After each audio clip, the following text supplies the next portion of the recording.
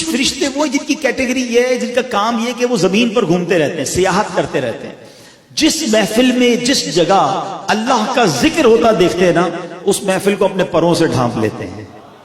اور جب محفل ختم ہوتی ہے تو اللہ کی بارگاہ میں جاتے ہیں. اللہ تو سب جانتا ہے، فرشتوں سے پوچھتا ہے میرے فرشتوں کدھر سے آ رہے ہو؟ کہتے ہیں یا اللہ ایک جگہ تیرے بندے جمع ہیں اور تجھے یاد کر رہے تھے. اے فرشتوں بتاؤ کیا انہوں نے مجھے دیکھا ہے؟ عرض کرتے ہیں یا اللہ دیکھا نہیں. اگر دیکھ لیتے تو کیا کرتے؟ یا اللہ تجھے دیکھ لیتے پھر تو والہانہ تیرا ذکر کرتے اور تجھ سے محبت کرتے. فرشتوں بتاؤ مانگ کیا رہے تھے؟ یا اللہ جنت مانگ رہے تھے. اے میرے فرشتوں بتاؤ کہ جنت دیکھی انہوں نے؟ یا اللہ جنت دیکھی نہیں. اچھا یہ بتاؤ دیکھ لیتے تو کیا کرتے؟ کہ یا اللہ اگر وہ جنت دیکھ لیتے تو پھر تو اور روتے اور گر گڑاتے، والہانہ جنت مانگتے. اللہ فرماتے اچھا یہ بتاؤ پناہ کس چیز سے مانگ رہے تھے؟ کہتے یا اللہ جہنم سے پناہ مانگ رہے تھے. فرشتوں یہ بتاؤ انہوں نے جہنم دیکھی ہے؟ یا اللہ جہنم دیکھی تو نہیں. اچھا یہ بتاؤ دیکھ لیتے تو کیا کرتے؟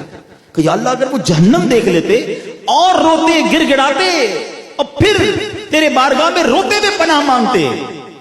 حدیث پاک کے الفاظ ہیں، اللہ کا دریائے رحمت جوش میں آتا ہے. اللہ فرماتے ہیں فرشتوں گواہ ہو جاؤ، حدیث کا مضمون ہے، جن بندوں نے مجھے دیکھا نہیں اور میرا ذکر کر رہے ہیں، جنت دیکھی نہیں جنت مانگ رہے ہیں، دوزخ دیکھی نہیں اور دوزخ سے پناہ مانگ رہے ہیں، میرے فرشتوں گواہ ہو جاؤ میں نے ان سب کی مغفرت فرما دی. ابھی اور تو سنو، اس حدیث کا اگلا پارٹ اس سے بھی زیادہ خوبصورت ہے.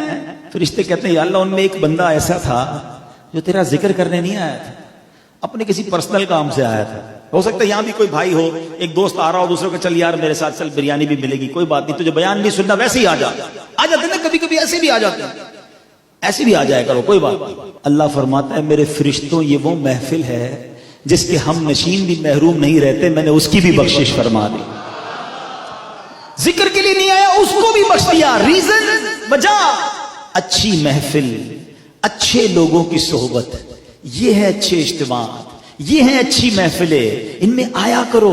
ہمیں نہیں پتا کس کی برکت ہمیں مل رہی ہو سکتا ہے ہمیں کچھ نہ ملے، کوئی کسی کے آنسو بہ نکلیں، کوئی آج توبہ کر کے جائے. ایسی روایتیں موجود ہیں کہ ایک بندہ آیا سچی توبہ کی، اللہ نے پوری محفل کی بخشش فرما دی.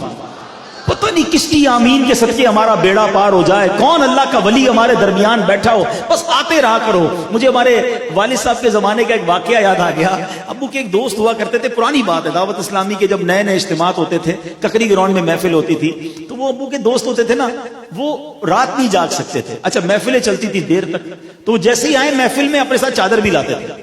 جیسی محفل شروع ہو چادر بچھائی اور سو گئے.